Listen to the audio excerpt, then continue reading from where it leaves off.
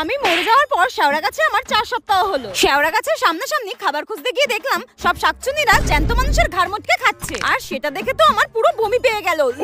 তারপর আমি ভাবলাম আমিও তো শাকচুন্নি হয়ে গেছি, আমি কেন ঘেন্না পাচ্ছি, আমাকে তো এগুলোই খেতে হবে। কোনো খাবার না পেয়ে আমি অন্যদিকে যাচ্ছিলাম, হঠাৎ দেখলাম আরো একটা শাকচুন্নি নতুন এসেছে, আর আমি তাকে জিজ্ঞাসা করলাম তুমি কি আজকেই মরেছো? সে ঘাড় নেড়ে জানায় হ্যাঁ আমি আজকেই মরেছি, তুমি কি আমার সাথে গল্প করবে? আমি মনে মনে ভাবি এর সাথে নাকি গল্প করব।